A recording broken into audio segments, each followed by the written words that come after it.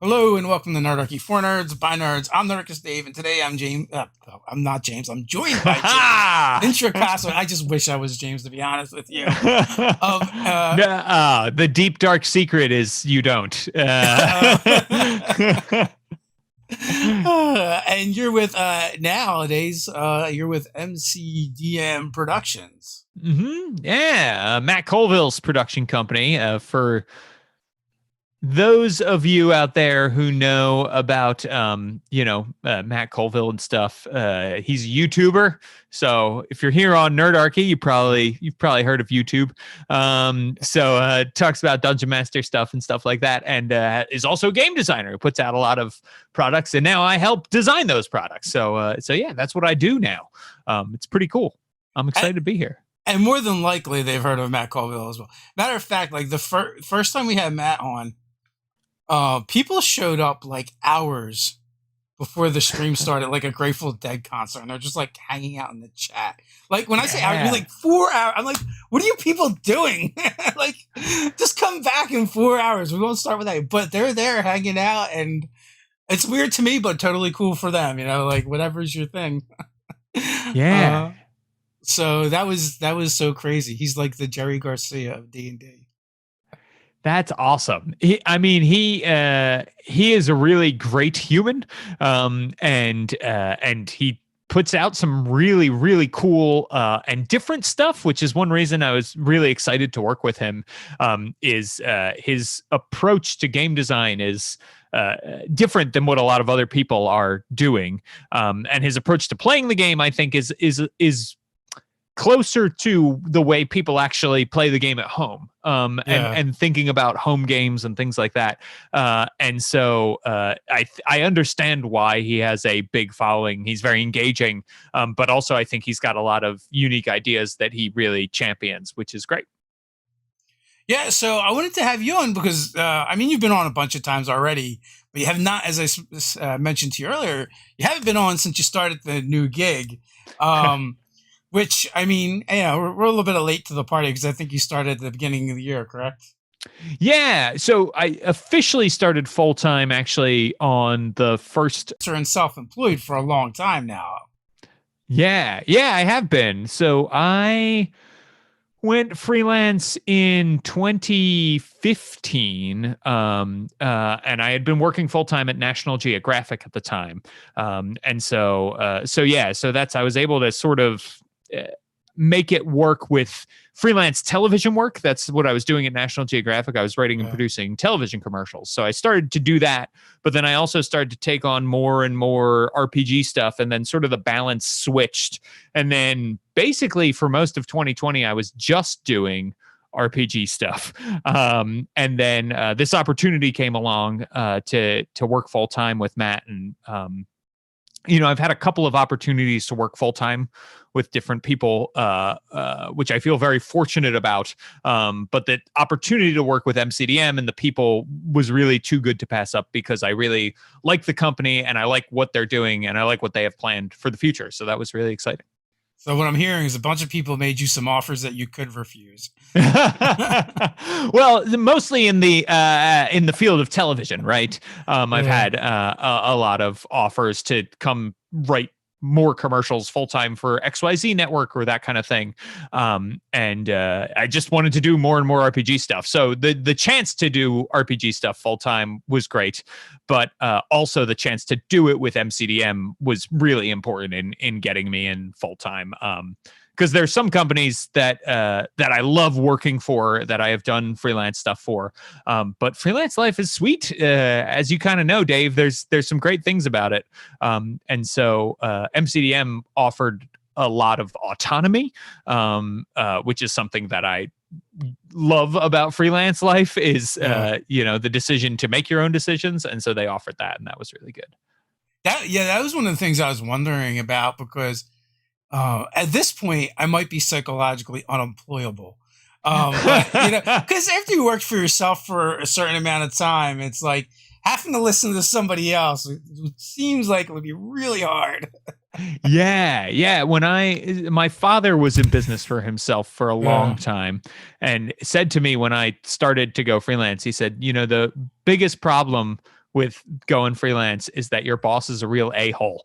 Yeah. And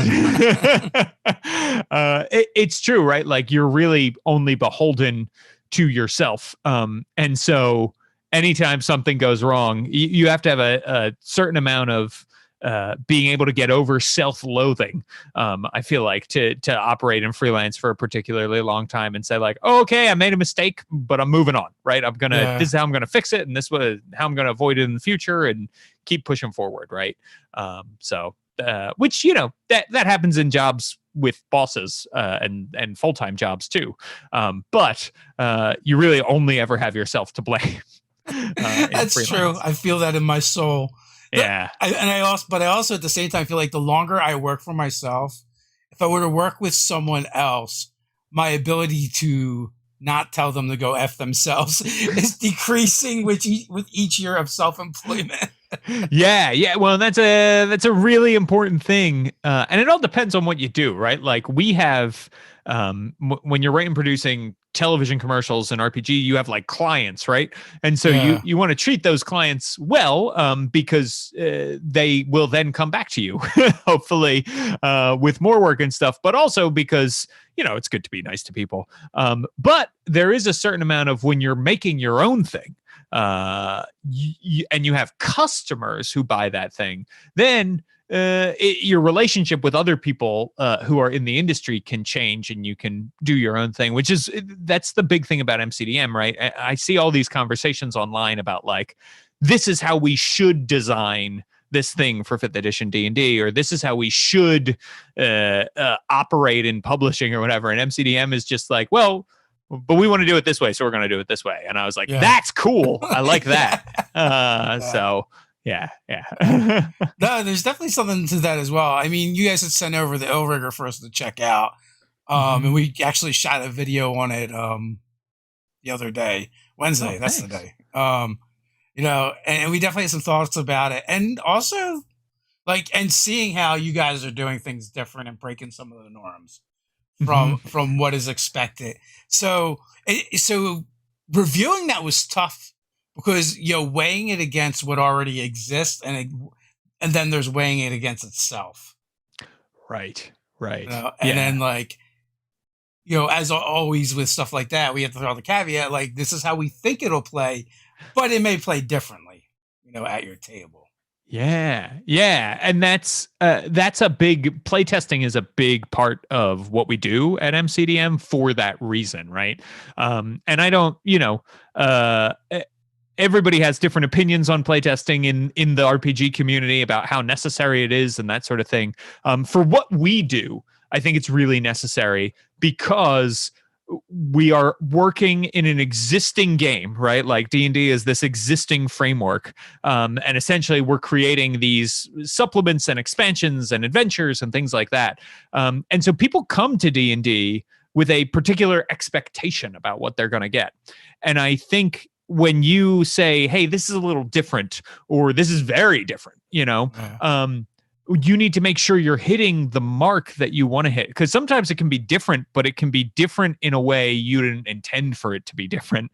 And so that's not great. But setting people up and saying, right, like I think the Illrigger starts with like, hey, this is going to be a different kind of class for D&D 5th edition. I think that's really good, right? Like, don't put it in front of people and expect them to know what to do with it. Explain what it is, why it's different, and that you have gone out and tested it, and this is the way it works, right? And then let people decide for themselves. That's another thing, is like you can play test a lot with groups of playtesters, but once you release it out into the wider world, you still might find things that are going to be different about it, and that's also okay. Which is why right now the Illrigger is a digital product and therefore very easy to update. And so, we'll see. But the plan right now is to do some updates for it and things like that. There's also the other thing, right? And that's like every group plays the game differently. Yeah. So there's this expectation that, for instance, where I think you're supposed to do 6 to 8 encounters, per session, right? Is the expectation, but I don't know. Like none of my groups do that. Yeah, like I mean, I play in a group with you Saturday mornings, and we friggin' montaged a dungeon, right? Essentially, like we did some of the rooms that were like the important rooms with information in it and narrative, and then after that, like Alhanya like, we can do the rest of this if you want, but you got all the important stuff. Here's like the stuff you would have found had you done the whole thing. That's right. Yeah. Yeah. Yeah. There was a yada, yada, yada of the Yeah. dungeon, right? And for that group, it was completely fine. Now, other groups would absolutely hate that. But my point is, like, we were once we get a hold of the game and we run it at our tables, they become different games. Exactly. And that, I mean, that's true of not just D&D, but role-playing games in general, right? Is that like your version of the game is probably going to be very different than another table's version of the game. And that's part of the fun too, right? Like one reason I continue to play this game after playing it for over 20 years, right, is that like, oh yeah, I'm still discovering new stuff about it and new ways to play it and new things to do with it. So and that to me is a big part of the magic. And so I really like when people say like, this is my idea and this is how I would like to change things, and you get to see that and you get to play that out. That's a lot of what we're doing. And that's also why, like, I think sometimes online we see people with like very hardcore opinions about the way a game should be. And I think that's great, right? Like everybody should have an idea of the game they want to play and the game they want to experience.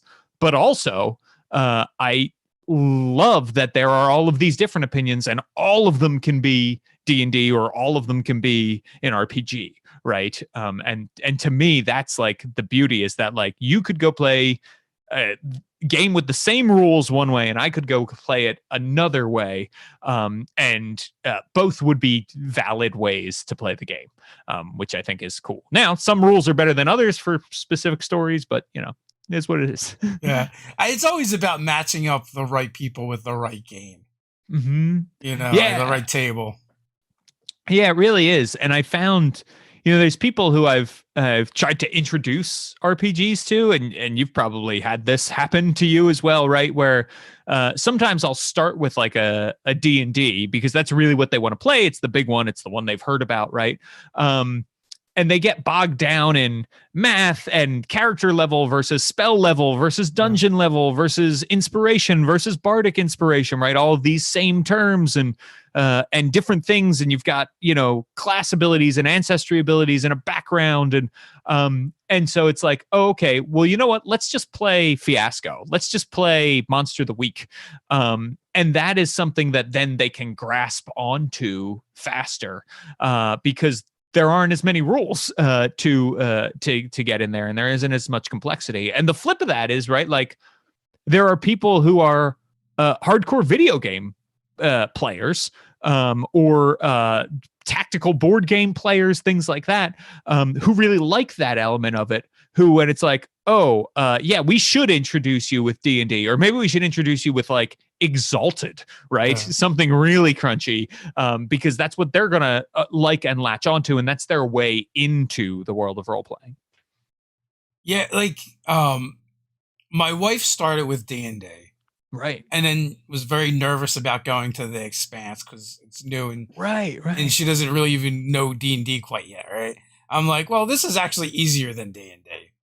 And and then from there we went to Monster of the Week, and I'm like, well, Monster of the Week is actually even easier than the Expanse. Like we kind of started you off in hard mode, and and so many of us start that way, and we don't know we're starting in hard mode.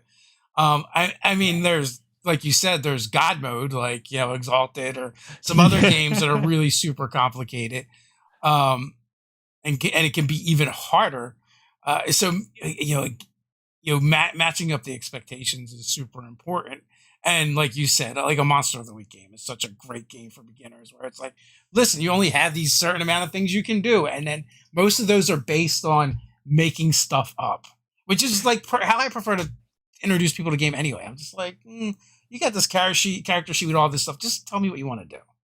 Yeah, exactly. And that's like I would love to play a game like Mutants and Masterminds, right? Where you like sit down with everybody and it's 4 hours just building your character because you've got all these options and stuff, right? And then when you play it, you kind of need to have the rule book because you have these big charts that tell you like how fast super fast is and how strong super strong is, right? Like all that kind of stuff.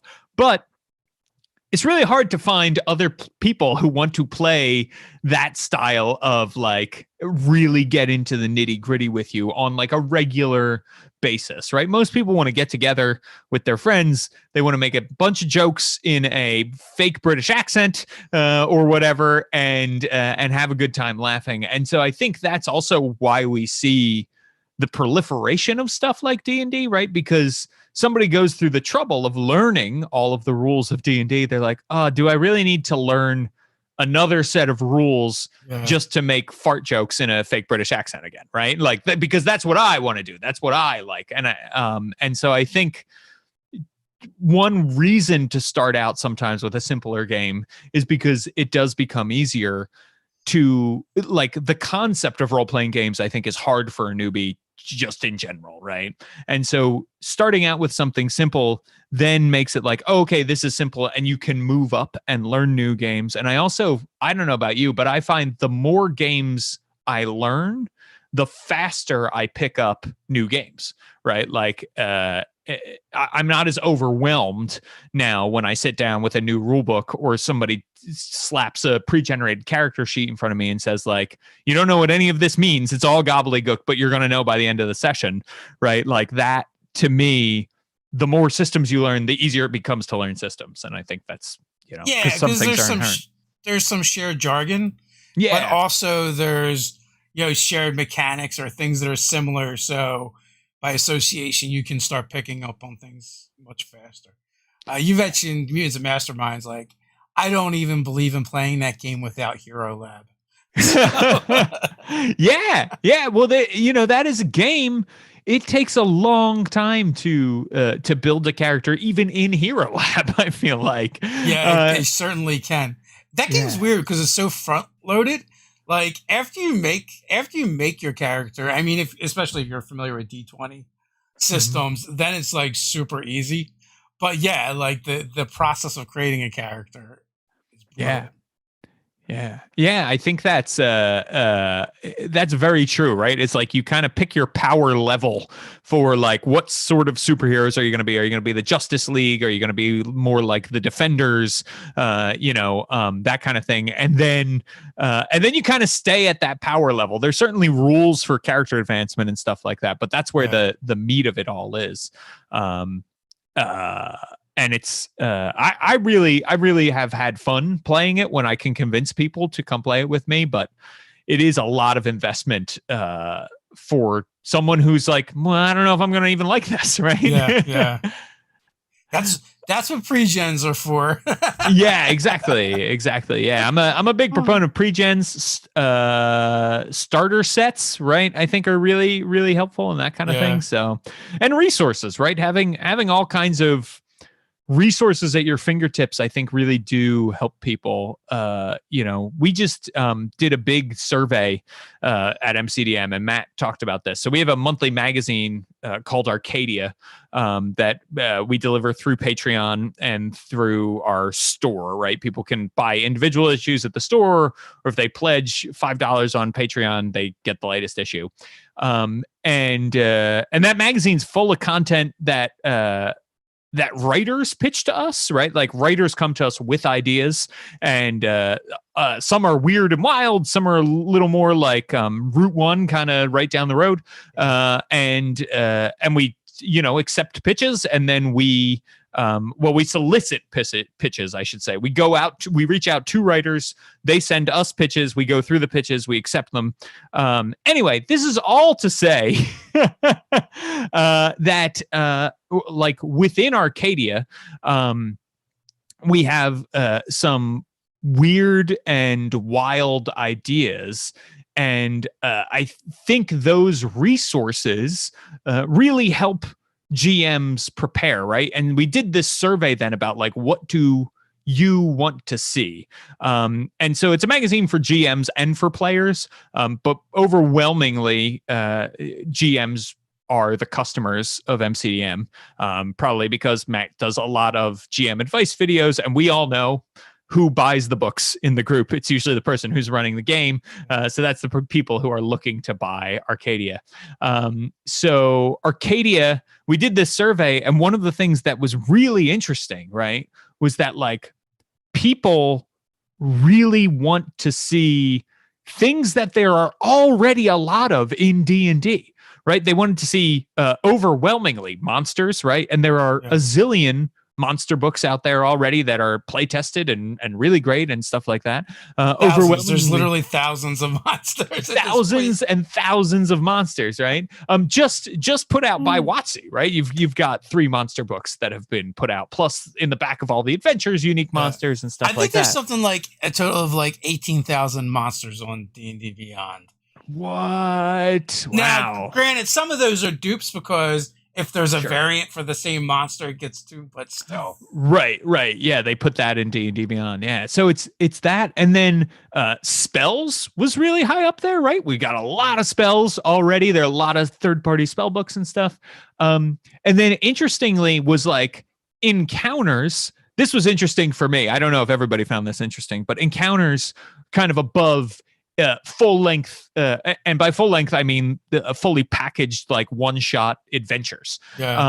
So and that was interesting to me because I thought, like, just send them our way. We have a whole book with nothing. Well, and that's when I was like, oh, Nerdarchy knows what they're doing. They've got out of the box encounters, right? So that has been really educational in seeing, like, it seems like what people really want, or GMs really want, at least those who play D&D, want to have the building blocks of stories, right? But they don't necessarily need us to hand them a whole story all the time. Now, that's not to say adventures were still a very popular choice, right? And people still like them.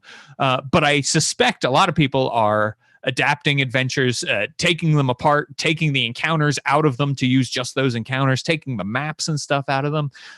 So it does seem like the more toolkits we can give people, the more excited they are, because then they can adapt those things to the stories they're telling with their players, which is, when you say it out loud, it's obvious, but I do think we get lost sometimes as creators in like I want to make this story, right?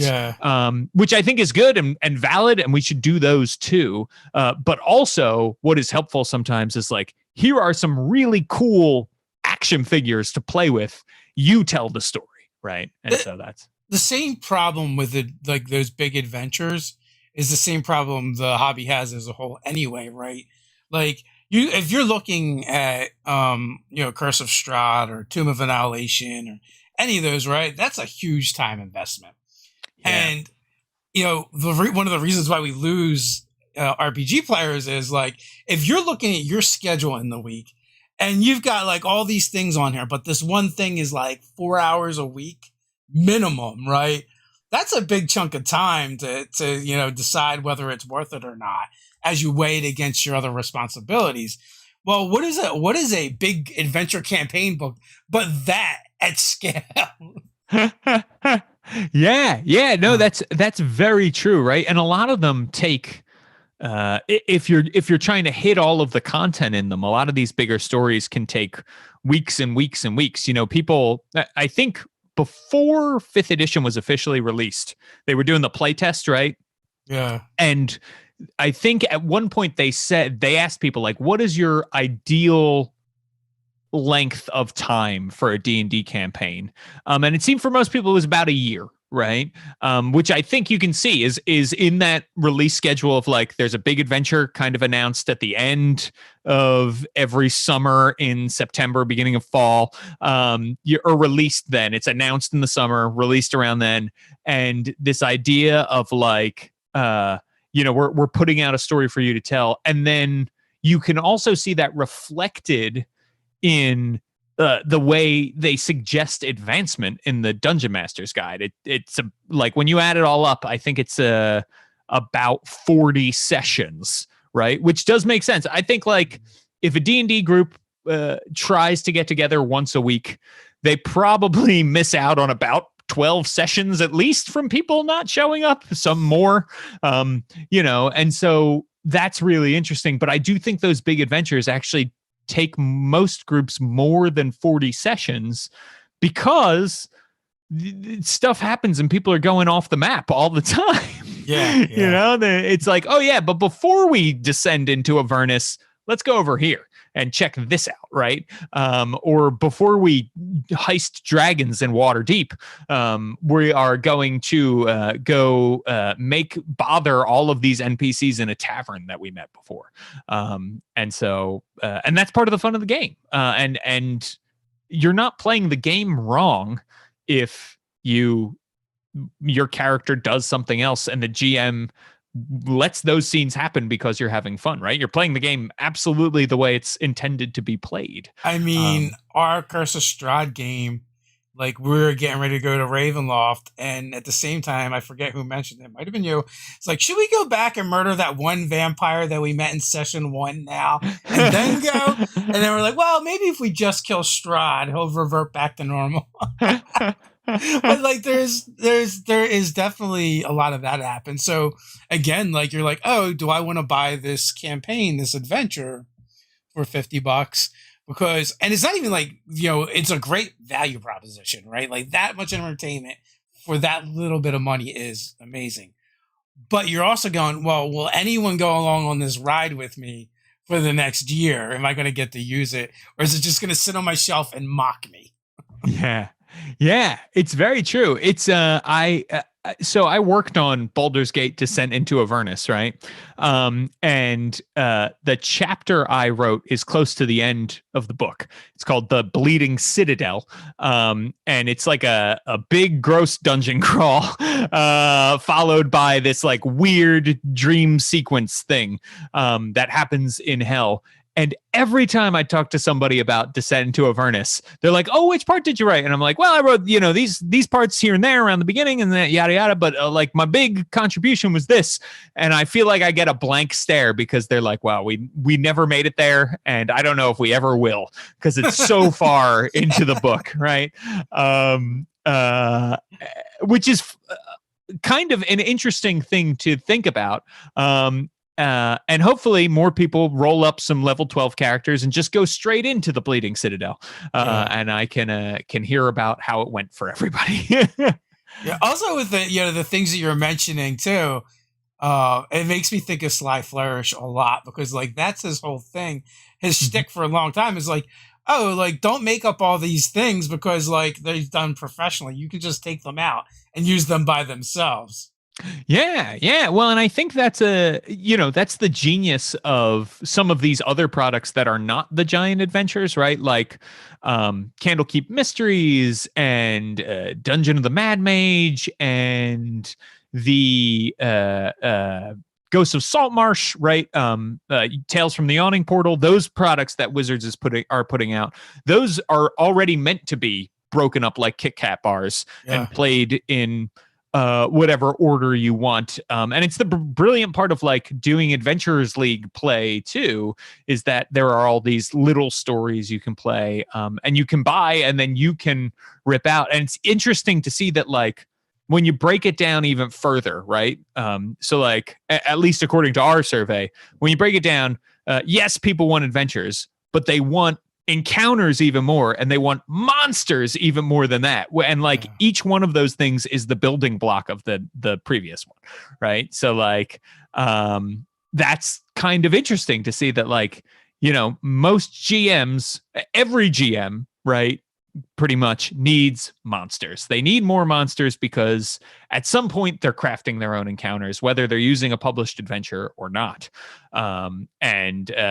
And so that's really great to see that people are engaging with the game in a creative way and building adventures and stories and worlds like that.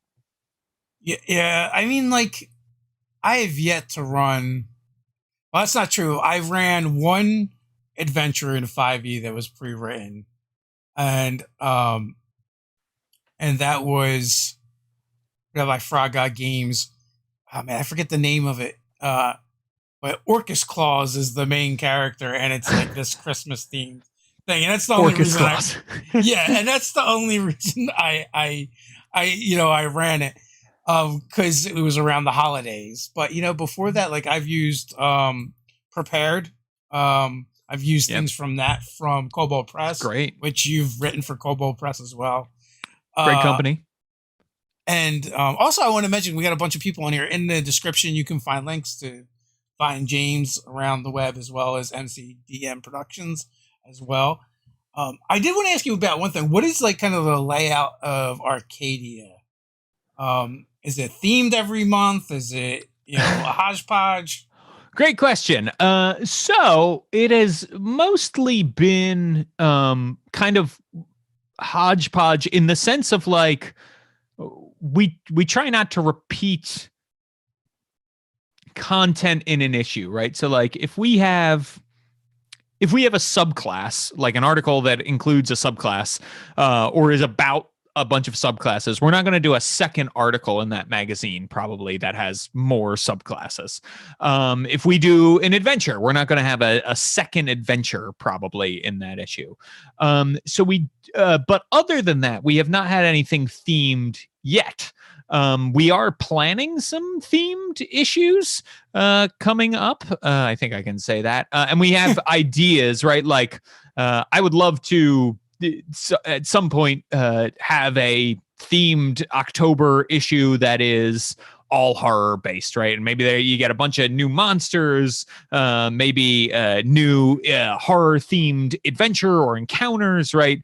And maybe a bunch of spells that are like Shadow of the Demon Lord style in 5e spells, right? That kind of thing, like, would be a fun thing to do. So we do have ideas for themes. We have some themes that we are working on, but yeah, for the most part, it's that. And you said layout. Do you mean like the graphic layout itself? No, just like more like the themes. Like Dragon Magazine used to be like you could look at the cover and you kind of knew what you're going to find inside. Yeah, exactly. And so I would say right now, our big thing is like, can we get this out once a month? Right. Yeah. And so each issue is 3 or 4 articles. And generally between 30 and 40 pages. And it, the articles go through the ringer, right? So an author submits a pitch. We give notes on the pitch. Then I go back and forth with the author a couple times. Then Matt looks at it. Then our playtesters look at it and goes through 2 rounds of playtesting. So right now our lead tester, who goes by Pesto Enthusiast, is in the chat right now. Big shout out to Pesto Enthusiast. Amazing lead tester who knows just so much about the game and is really just insightful person and seems like a great GM. I've got some insight into Pesto's games and it just seems really, really fun. I won't say anything more than Jazzmodious, but so just really, really great. So Pesto, and then there's a million other testers who are in there, like Dig and Von Ruski and Sansan and all of these other great testers who are doing stuff. And then so there are super testers, right? And we call them super testers because they're super knowledgeable about the game. They know how to give really great feedback. They're played a lot of 5e and a lot of other role-playing games, and so they're able to like cycle through stuff, but also just look at stuff and say like, I can already anticipate here's where there's a problem. So we go through all of that with them, and then we go to our alpha testers, which is an even bigger group of play testers who will look at stuff, give feedback, who will run things, and that sort of thing. And then it goes into to layout. So then it goes into copy editing, right? Which Hannah Rose is our copy editor for all of the issues of Arcadia so far.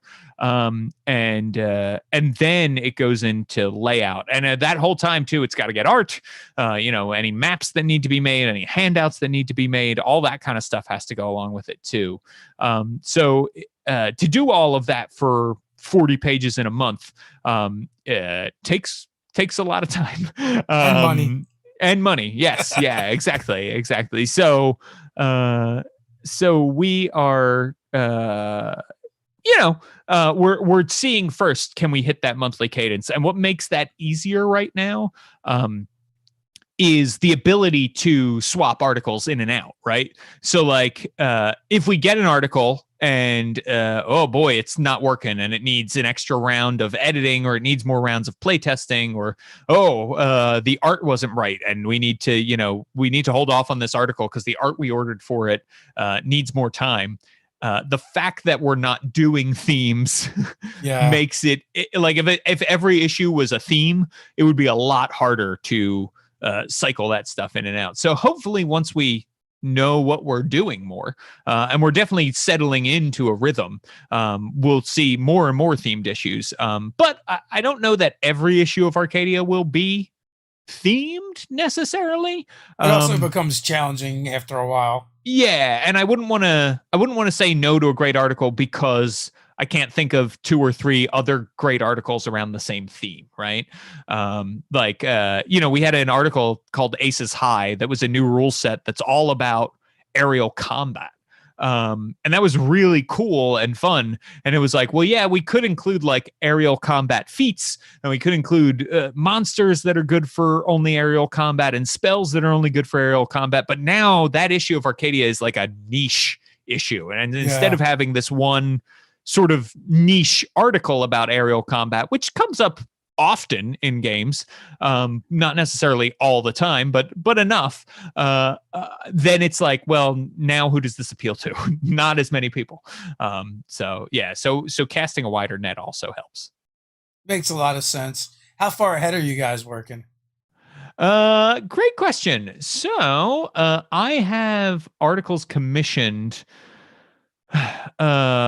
for at least for the rest of the year, probably. And that's not to say we might not commission more or add more, but we have enough to get us through to the end of 2021 coming in right now. I mean, I imagine there's like, okay, and from the videos that I see Matt put out earlier before it kind of became, it's like, let's see if this works, so we'll do one, and it's like, oh, it's working really, really well, we need a lot of them now. Right? And then once you get like a couple ahead, then you guys have some breathing room and it gets easier.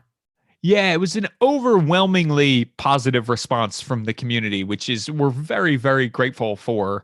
And it brought a lot of people, it seems like, to MCDM who hadn't necessarily been part of it before. And a lot of people who had been supporting MCDM from the beginning now have a product showing up in a Patreon that they've supported for a long time, which is great, right? It feels good to be able to reward people, and it feels good to have other people come seek us out because of that reward. So yeah, it's and so that's the thing, right? Like in terms of writing, it's a little easier to get ahead than art, because the writing informs what the art is going to be, right? Yes. And the writing can change, and so like there needs to be at a certain point, when do we decide, okay, this is all locked in because the artists really need to start here? And so the writing is ahead right now, going at a pretty comfortable click. Play testing is starting to get ahead at a pretty comfortable click. And that means art can start to get ahead, but it's like, it's all a train. So right now the engine is really far ahead, but the caboose is still just crossing over that finish line in the nick of time, if that makes sense. Any plans to compile them into physical books? Good question. Let's see. Am I allowed to talk about anything like that? I will say there's ideas maybe have been discussed about like compiling issues perhaps into a hardcover, but we don't know 100% yet. I mean, that's whether like or not we're still trying to figure out, like, do people like Arcadia? Is this is this a dream? So I think it's like a 350 to 500 page book if you were to compile them all. Yeah, it might be a best of, might be a thing where we ask patrons to vote or something like that. So, and again, if we do it at all. So yeah, that's where I am. I will say that if you want to know more stuff like this, Matt does a Twitch live stream, and Matt often spills the beans about stuff that's coming up and likes to chat about it. And he's the CEO, so he doesn't he's not worried about spilling anything like I might be. Nice deflection there, sir. Yeah. So when you're not checking out sweet Nerdarchy live streams, that's another place, twitch.tv/MCDM, where Matt is spilling all kinds of secrets in a great way. It's really, really fun. So yeah. Can you comment on how many of those are intentional and how many of them are slips? Well, I mean, again, he's the CEO, so technically they're all intentional. I for the most part, I don't think they're ever I've been slips. a CEO and I'm a CEO, right? Well, I haven't been. I am, right? And I can honestly say that's not how that works. Yeah, I think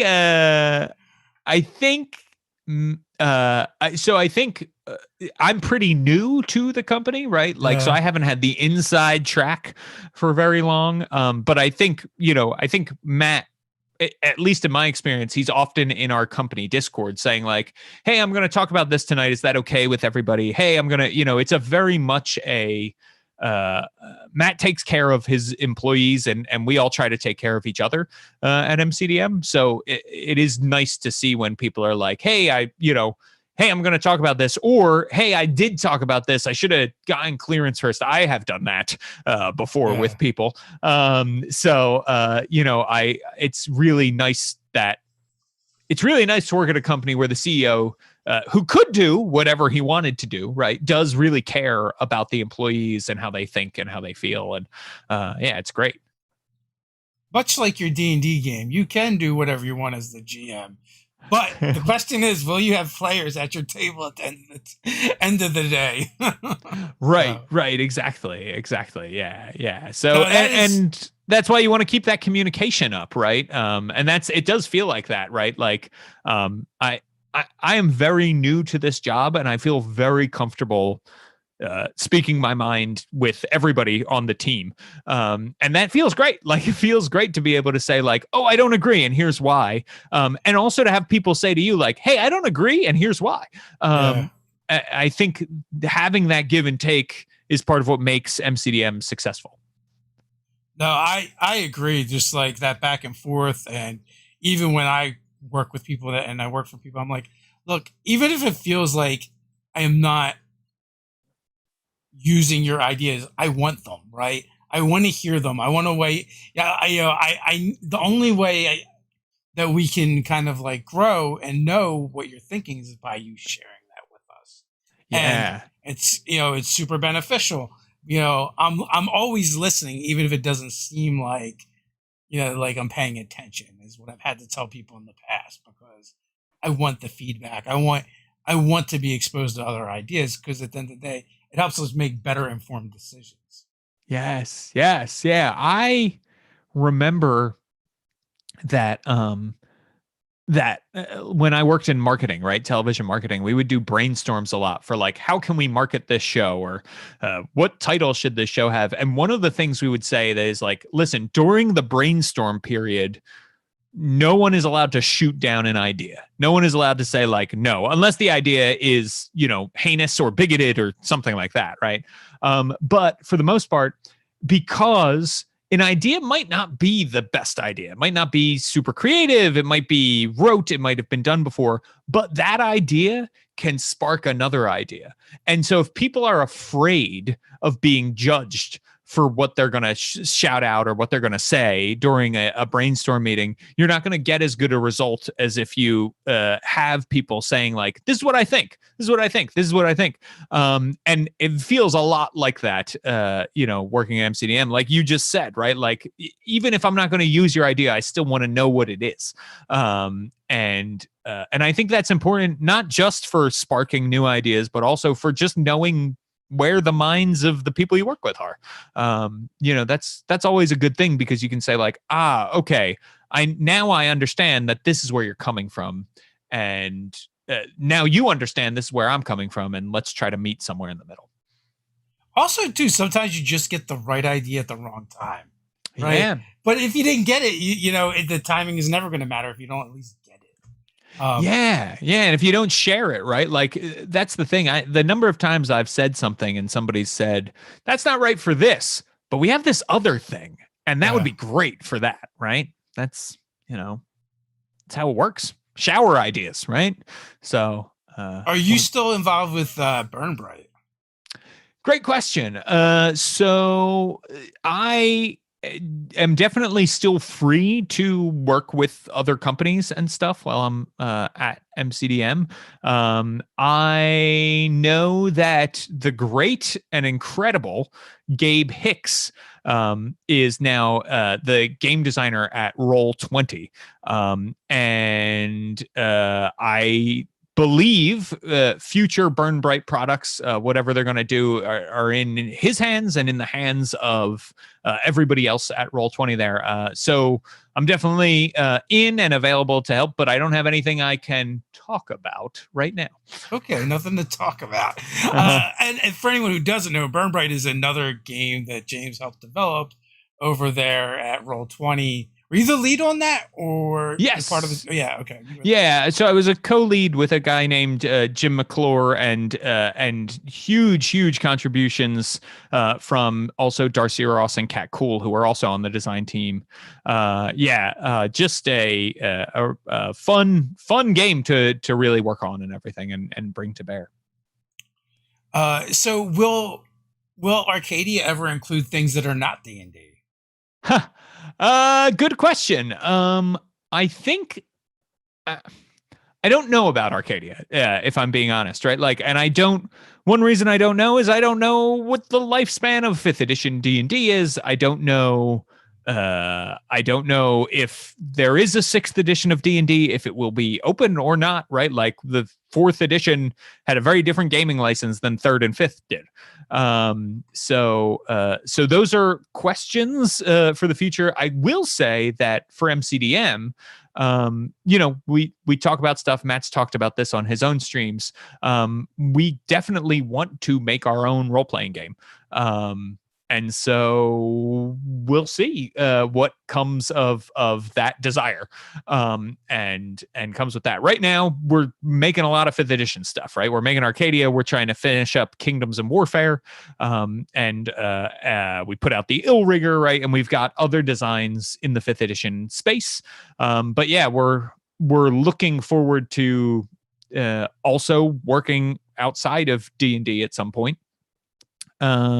And I don't know if that's going to involve Arcadia or not. I think that's the move for most companies eventually anyway.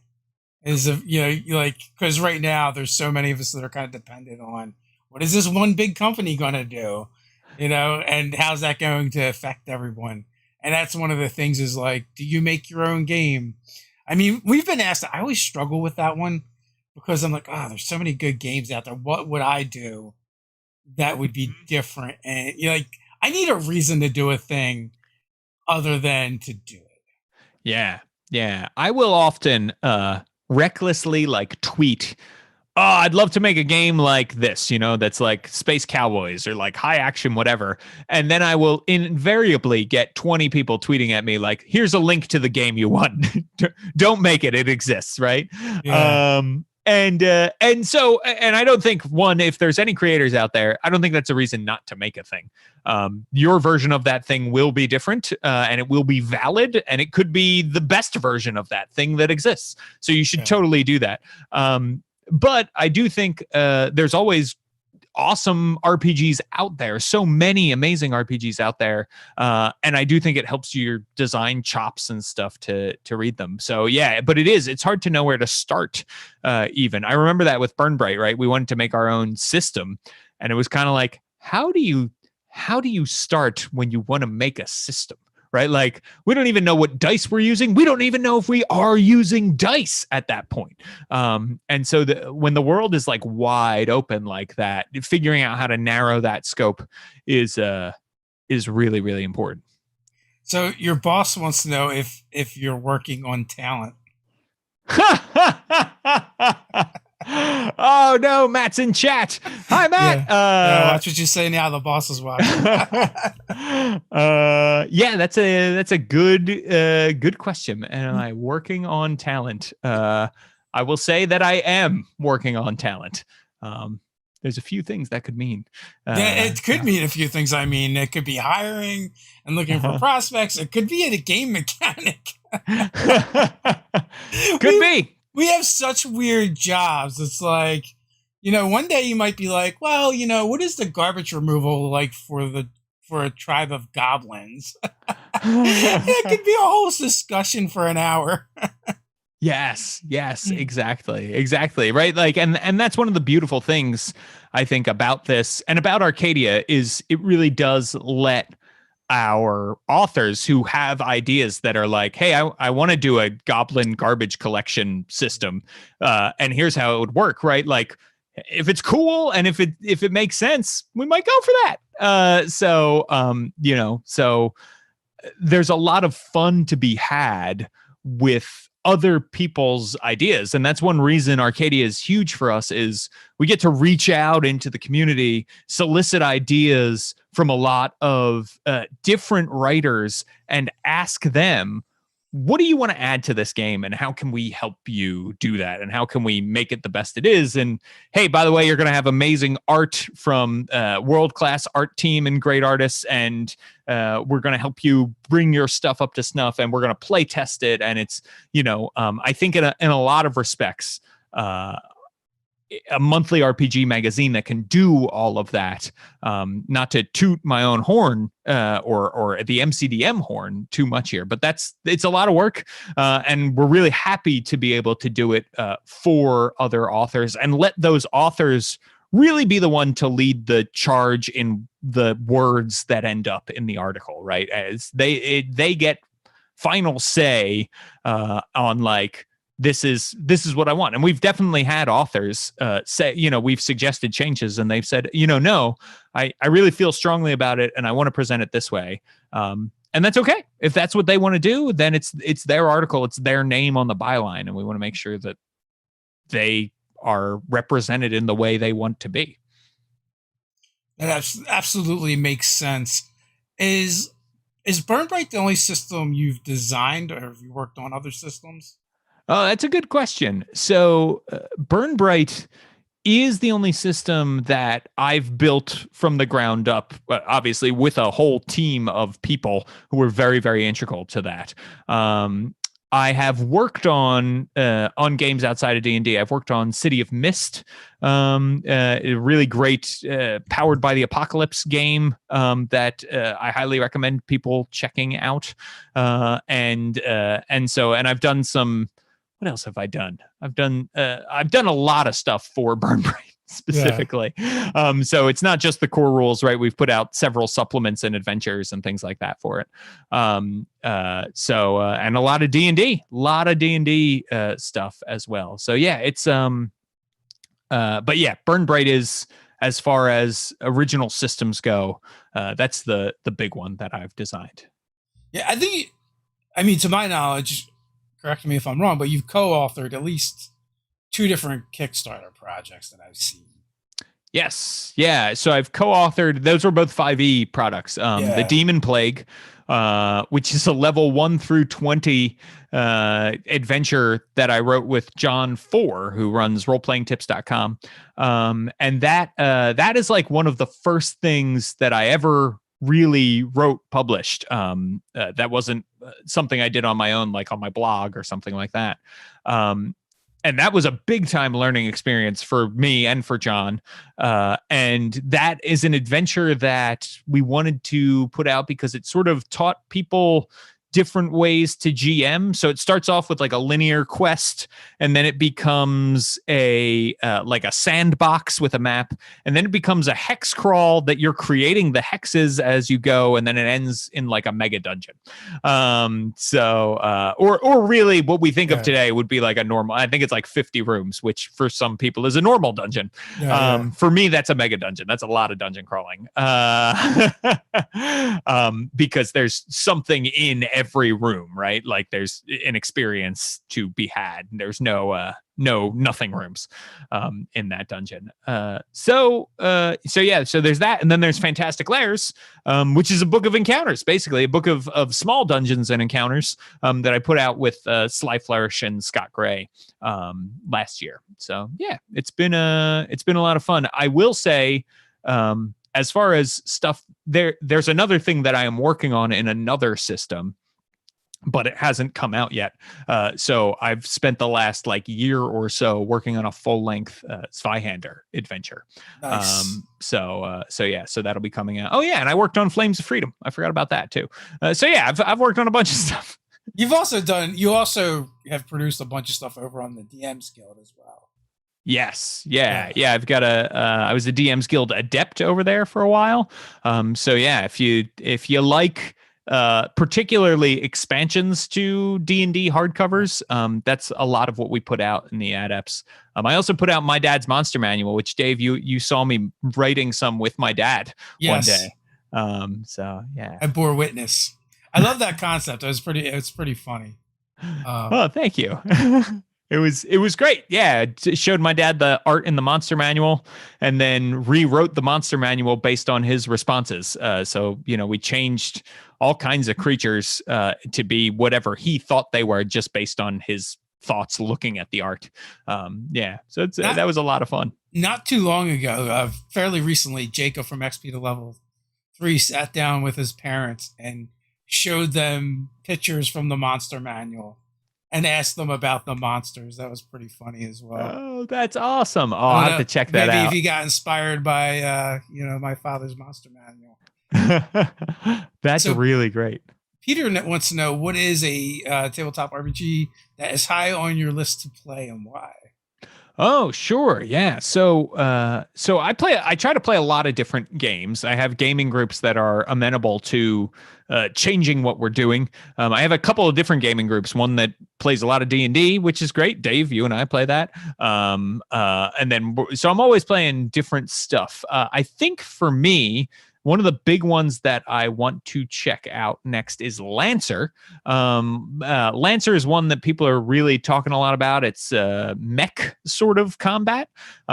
Really like mechs. Mechs are cool. So I don't know a lot about mech media, right? Like I don't know a ton about Gundam or anything like that, but I like the idea of being in a big robot. I think that's fun. I want to be in Pacific Rim.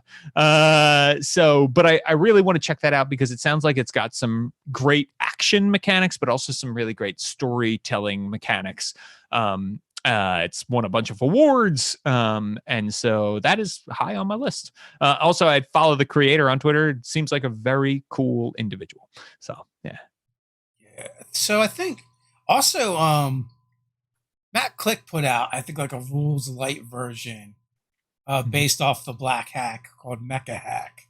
Oh, yeah. That's another mech game. There's just so many games and not enough time. I don't think I've played a mech-based RPG yet. I owned the Robotech way back when I was a kid, but I don't even know if we played it. Maybe, like back then, it's like you made characters and maybe a session, and then you moved on. Wow. Yeah. Oh man, Robotech. That was wild. Like OG. I forgot that Robotech had an RPG. That's wild. I'm not sure, but I think that was Palladium. Like Palladium was really good at getting a lot of the licenses for different properties back in the day. Oh yeah. So Wally DM, was there an RPG author that had an influence on you when you started your writing career? Oh, that's a great question. So, should mention that I got rejected a lot before I started to write on my own. So a big thing that I was reading a lot of when I first started and I was pitching to Dungeon and Dragon magazine in the 4E days, and got rejected several times, was I was reading Chris Perkins' Dungeon Master Experience blog. I read a lot of stuff. I really liked David Noonan's RPG stuff when he was writing. And so, sort of all of those third and fourth edition authors of Dungeons and Dragons, your Monty Cooks, your Skip Williams, your Rob Heinzus, were really a bigger sort of influence on me. And then I followed Rob Heinzu when he wrote 13th Age over to Pelgrane Press, and I started to discover a lot of great things over there. By Ken Hite, who I read like Night's Black Agents, and I was like, whoa, this is amazing. This is a great role-playing game. It's super spies versus vampires. Basically, you're Jason Bourne fighting Dracula, and that's awesome. And so I liked him a lot. And from Ken, Robin Laws is another one that they have a podcast together. Ken and Robin talk about stuff. Robin wrote Hamlet's Hit Points and a bunch of other things. And then there was also a big influence on me was all of the bloggers who were popular in the 4th edition days, and some of whom are still now. So Sly Flourish, Mike Shea, was a big influence for me when I was started to write stuff. And he and I became friends because we both lived in DC. And I didn't know that. I asked him to come on my podcast. We found out we both lived in DC. He invited me to a home game. We started going to the same conventions and stuff. So he and I are like friends now and work together now. It's very weird for me because I was like, oh, I'm like a hardcore fan of this guy who is now a friend for me. And so Mike Shea and Scott Gray were big influences. Teos Abadia was a big influence for me. So those were kind of the bloggers of 4th edition for me were really big, especially when I started my blog, which is how I really got into writing stuff, was through doing it on my own blog first and getting practice that way. Any advice for someone getting started? Yeah, that's a good question.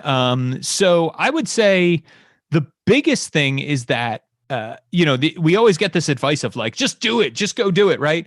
And I think that's important. And I think the thing that I would say about just doing it is that like, that is how you get your chops up is you go, you write, you practice, it is a muscle, but you need to have a reason to do it beyond that for most people, right? Like most of us aren't going to sit down and write just for the practice of writing.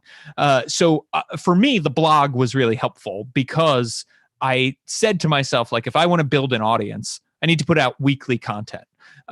That's how you do it on a blog, right? And so I would say, okay, every Wednesday I'm putting out a blog post, and that will force me to put something out, right? Like I am now the boss and I'm going to have to hit my own deadline and that sort of thing. So, and it doesn't have to be every week. It could be bi-weekly. It could be monthly. It's whatever fits into your schedule. In a way that is going to be sustainable, right? Or you could say to yourself, set a goal instead that maybe you want to make X number of products in a year, that instead of a blog, you're going to put out products on Drive-Thru RPG, or you're going to put them on Itch, or that kind of thing, right? I think setting those goals for yourself is really good. And then putting your writing in a place where you can share it with the community is really good. And getting involved with the community is really great, because if you get involved, the community will start to give you constructive feedback and things like that. And I would say give more than you get, right? Like if you see people asking for help or asking to spread the word about a cool thing that they're doing and you really like it, be the first person to hit retweet, be the first person to share, or the second or the 100th or whatever, right? Because then that goodwill pays off down the line. And that's how you sort of build your community that way, right? Is sharing cool stuff, and then people will share your cool stuff. It's not as transactional as that, right? But when you boil it down, those are the actions you should be taking, helping others, because then others will help you, but also because it's the right thing to do. So your advice boils down to two things: do it, but but with intention, Mm-hmm. and become part of the community. Yeah. Which is great advice. Yeah. The other thing I would say that's hugely helpful for me personally is reading and playing a lot of games, right? And again, I know not everybody has that luxury or that time to be able to do that, but like reading role playing games will teach you, okay, this is how game design works, right? Like you literally, when you're reading a role playing game, you're reading like code, because role playing game mechanics are sort of written like computer code, right? They're written in a specific way, in a specific order. And we all know this because if we've played D&D, we've been in those arguments where people are arguing about the way a sentence is phrased, Yeah. and they have two different interpretations of it, right? So like learning those phrases and the language of the game you want to write in is really, really important. So but then also learning how it works in other games really helps you start to understand, break it down, pull it apart. Plus it's just a fun excuse to like read and play games. It's work then, so you feel less guilty doing it and you'll prioritize it. It's literally one of the reasons. It's one of the reasons we started Nerdarchy. Right. Yeah, because now it's a job. You got to do it. Got to do it. So we were past the hour mark. Final thoughts before we head on out? I just want to say, first of all, those of you who don't know, Dave, great GM. I'm in a game right now where Dave's a GM, and his shirt says "World's Okayest," but he's really, really great. So thank you for that, Dave, for doing that. Thank you for having me on. Thank you to everybody in chat.